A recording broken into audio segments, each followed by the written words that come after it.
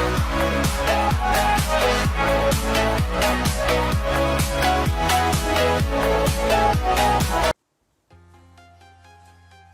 xin chào anh chị và các bạn, chào mừng anh chị và các bạn đã đến video lần này của mình. Thì như anh chị thấy thì mình đang cho anh chị xem video lần này sẽ giới thiệu cho anh chị về cái mẫu máy cắt plasma lớn nè, nó rất khủng luôn, đến từ thương hiệu Omega nè, xuất xứ tại Hàn Quốc nè và được sản xuất tại nhà máy Sanjin.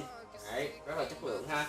Rồi đầu tiên thì như anh chị thấy máy thì bộ phận điều chỉnh khá là đơn giản thôi ha. Và đây là catalog nè, để hiện đầy đủ các hướng dẫn sử dụng bên trong ha. Dòng cắt plasma của Omega thì có dòng 80, 130, 150 ha. Thì đó, thì có 3 dòng ampe khác nhau thì theo nhà máy sử dụng ha. Rồi, với lại là khác nhau ở chỗ nữa là nó sẽ cắt phá và cắt đẹp được bao nhiêu ha. Thì cái dòng mà 150 mình đang giới thiệu thì nó cắt phá lên tới 50mm và cắt đẹp lên tới là 35mm luôn ha cho anh chị nha. Rồi đầu tiên thì phụ kiện đi kèm thì cũng rất là nhiều như đầu bếp này, đầu bếp này đầy đủ trong tay này, không thể thiếu rồi. Cặp mát về súng cắt plasma thì bọc dây da rất là chất lượng, như chị thấy này, khác so với những hãng khác thì này dây da rất là chất lượng luôn này. Bộ dây này thì dài 8m nha anh chị nha, dài 8m. Cặp mát như đi kèm này, cặp mát này là cáp 35 nha, rất là chất lượng luôn. Rồi súng cắt plasma đây chị xem cái phần bộ phận súng rất là chất lượng luôn này, da này được bọc rất chất lượng ha, công tắc rất là nãy nè, đầu cắt này, sứ đầy đủ chúng ta một bộ ha, kèm máy thì đều có một bộ đi kèm hết. Rồi đồng hồ đo áp, chỉnh áp không thể thiếu rồi, đồng hồ chỉnh áp. Con này thì nó sử dụng áp suất thì nó từ 5 cho tới 8 kg ha, 5 cho tới 8 kg áp suất.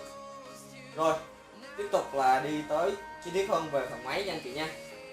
Con này sử dụng nguồn điện được 220 và 708 nên, nhưng mà dòng này nó lớn nên mình khuyên anh chị mua về và sử dụng cái nguồn 708 là chính nha, mình xài 220. Rồi tiếp tục công tắc on off phía trên rất là đơn giản ha, đèn báo tín hiệu bình thường này, cảnh báo nè, báo lỗi nè. Phía dưới là có cột bộ phận cầu chì nè, phía trên này thì mình sẽ điều chỉnh ampe nè ha. Con này thì sử dụng 150 ampe nha, tối đa là 150 ampe. Rồi đồng hồ cơ, dòng này thì sử dụng cơ inverter nhưng mà sử dụng cơ nên là rất là tiết kiệm điện và rất là bền luôn ha. Chế độ bảo hành em này lên tới 12 tháng cho anh là vậy ha.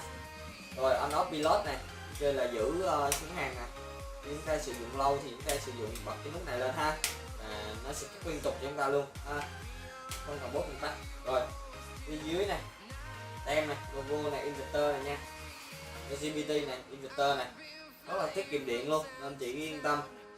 Rồi dòng này dòng mới nè, New Plus nè, Omega 150B là sản phẩm. Phía dưới thì có tem tem của hãng này ha, tem của nhà máy này nha. Đó, đạt chất lượng này, đạt chất lượng máy này, an toàn này, tem an toàn này. Rồi Sanjin là nhà máy sản xuất ra thương hiệu Omega anh chị ha. Phía trên phần mặt đây thì có tem cảnh báo nè, có cái bộ phận để chúng ta treo máy lên này. Đó, phía dưới đây ha, phía dưới đây là cái bộ phận để chúng ta gắn súng hàng, súng cắt plasma ha. Đây là bộ phận gắn tín hiệu này, bộ phận gắn súng này, cắt này, pilot này, kẹp mát này, rất là đơn giản ha. Rất là máy này cái plasma thì rất là dễ dàng sử dụng rồi. Rồi bây giờ mình sẽ xoay qua bên hông cho anh chị xem ha. Đó, có bánh xe đẩy thì nó cũng khá là thuận tiện luôn. Con này trọng lượng lên tới 75 kg lần, 72 tới 75 kg như bao bì. Rồi tản nhiệt hai bên như nhau ha, bên kia cũng vậy, có logo Omega rất là chất lượng. Phía sau máy này điều chỉnh điện, máy này đang chỉnh là 380 nha, thì mình sử dụng điện công nghiệp thì đừng nên thay đổi ha. Rồi cách điều chỉnh điện này có sử dụng được điện nước ngoài là 440V luôn ha. Dòng này là đi sản xuất cho nước ngoài cho Việt Nam, sử dụng điện Việt Nam luôn ha.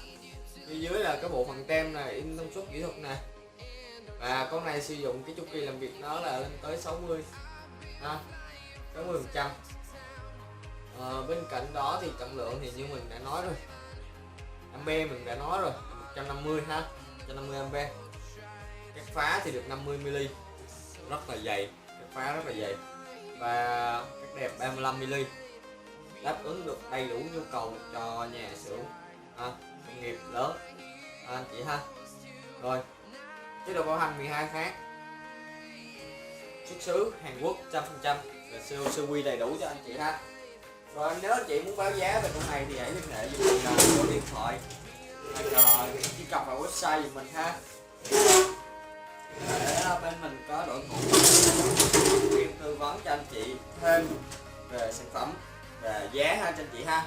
Rồi cảm ơn anh chị đã xem video lần này của mình. Nếu anh chị thấy hay cho mình xin một like, một subscribe để có động lực review những cái dòng máy khủng khiếp khác ha, đến từ Omega. Rồi cảm ơn anh chị và các bạn đã xem video lần này. Nếu anh chị thấy hay cho mình xin like, một subscribe để có động lực review những dòng sản phẩm chính hãng. Xin chào và hẹn gặp lại anh chị ở những video lần sau.